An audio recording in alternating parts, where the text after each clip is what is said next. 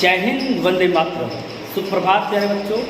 आज हम आपके सामने मूलर डायग्राम और N+L टॉपिक पे यहाँ मैं डिस्कस करूँगा। बस ध्यान से देखिएगा, ये दोनों बातें आपको बिल्कुल समझ में आ जाएगी। मूलर डायग्राम जो मैंने कहा था कि आप बाउंड नियम के आधार पे इलेक्ट्रॉनों का भराव कैसे होगा, उसमें इलेक्ट्रॉनों को कैसे भरा गया है यहाँ आप देख सकते हैं। यहाँ इलेक्ट्रॉन आपको भरे गए हैं 1s, फिर 2s, फिर 3s, फिर 3p, फिर 4s, फिर 3d, 4p, 5s, 4d, 5p, 6s, फिर 4s, 5d, 6p, 7s, फिर 5s, 6p। इस प्रकार इलेक्ट्रॉन भरे गए हैं। आप बिल्कुल मेरे साथ बोल भी सकते हैं।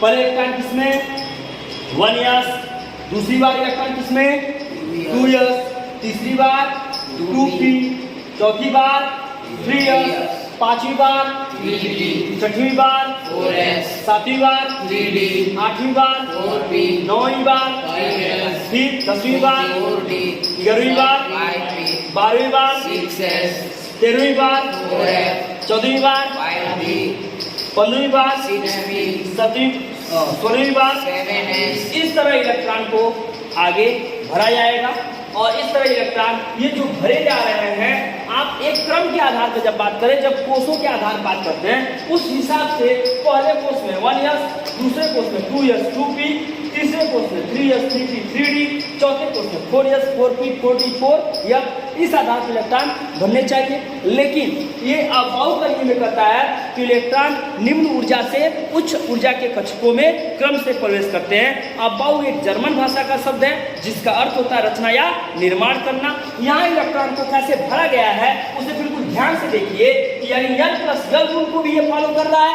अबाउ नियम के आधार पर इलेक्ट्रॉन का भराव किया गया है। हम ऊपर से नीचे की तरफ जाएंगे तो ऊर्जा का क्रम जो होगा वो बढ़ेगा। एनर्जी लेवल ऑफ ऑर्बिटल जैसे जैसे हम आगे बढ़ते हैं, जैसे जैसे कोषों में आगे बढ़ने लगते हैं, उसकी ऊर्जा बढ़ती जाती है। अगर ऊर्जा के आधार पर हम केवल बात कर ले तो सबसे कम ऊर्जा किसकी होती है? यस की। यस से ऊर्जा किसकी अधिक होगी? पी की। पी से अधिक डी की और डी से अधिक एफ की। यानी हम एक क्रम पहले ऊर्जा स्तर का, तो सबसे कम ऊर्जा किसकी होगी? यस की। सबसे अधिक ऊर्जा किसकी होगी? एफ की। यही अगर तुलना की बात कर रही है कि 1s, 2s, 3s, 4s, इसमें ऊर्जाओं का बढ़ता क्रम क्या होगा? मैं अभी बता चुका हूं कि जैसे जैसे कोषों की संख्या बढ़ेगी ऊर्जा बढ़ती है, यानी जैसे जैसे n के मान बढ़ेंगे तो भी ऊर्जा क्या होगी? बढ़ेगी। सबसे कम ऊर्जा किसकी होगी? 1s की, फिर 2s, फिर 3s, फिर 4s। अब यहाँ अगर हम तुलना कर लें तो सबसे अधिक ऊर्जा किसकी होगी? 4s की, और सबसे कम किसकी होगी? 1s। इस बात को बिल्कुल दिमाग में बैठा लीजिए। अब यहाँ ध्यान दीजिएगा कि N+L रूल क्या कहता है? जिस इलेक्ट्रॉन के लिए N+L का मान क्या होगा? कम होगा, उस कक्षक में इलेक्ट्रॉन पहले प्रवेश करेगा। यहाँ उदाहरण के रूप में मैंने दिया हुआ है, यहाँ आपका N+L 3s के लिए मैंने यहाँ तुलना किसका किया है? 3s और 3p। 3s और 3p। 3s में इलेक्ट्रॉन 3, n का मान 3 और s के लिए l का मान 0, तो 3 + 0 बराबर 3। यानी 3s के लिए N+L का मान क्या आया? 3। 3p के लिए N+L का मान क्या आया? 4। लेकिन मैंने क्या कहा कि जिसके लिए N+L का मान क्या होगा? कम होगा, इलेक्ट्रॉन उसमें पहले प्रवेश करेगा। ये बताइए कि 3s और 3p में किसके लिए ऊर्जा कम है? किसके लिए N+L का मान कम है? 3s के लिए। इसलिए इलेक्ट्रॉन 3p से पहले 3s में प्रवेश करता है। दूसरा रूल ये कहता है कि N+L का मान दोनों क्या हो जाए? बराबर हो जाए। जब N+L दोनों के मान क्या हो? बराबर हो जाए, उस स्थिति में क्या करते हैं? जिसके लिए n का मान कम होगा, जिसके लिए प्रिंसिपल क्वांटम नंबर कम होगा, जिसके लिए n की वैल्यू कम होगी, उसमें इलेक्ट्रॉन पहले प्रवेश करेगा। उसका भी उदाहरण आपके सामने बिल्कुल रखा हुआ है। यदि N+L का मान कम हो, मान दो कक्षकों के लिए बराबर हो, उस स्थिति में इलेक्ट्रॉन वहां पहले प्रवेश करेगा जिसके लिए n का मान कम होगा। 3p के लिए N+L का मान आपका 4, 4s के लिए N+ का मान आपका, इसके लिए भी 4। लेकिन 3p और 4s में n का मान कम किसके लिए होगा? 3p के लिए होगा। इसलिए इलेक्ट्रॉन 4s के पहले 3p में प्रवेश करता है। ये आपके सामने N+L रूल और ये आपके सामने मूलर डायग्राम अबाउ प्रिंसिपल के आधार पर इलेक्ट्रॉन का एक भराव जो है किस प्रकार दिया गया है मैंने यहाँ प्रस्तुत किया। एक बार ध्यान से इस वीडियो को फिर से एक बार सुन लीजिएगा।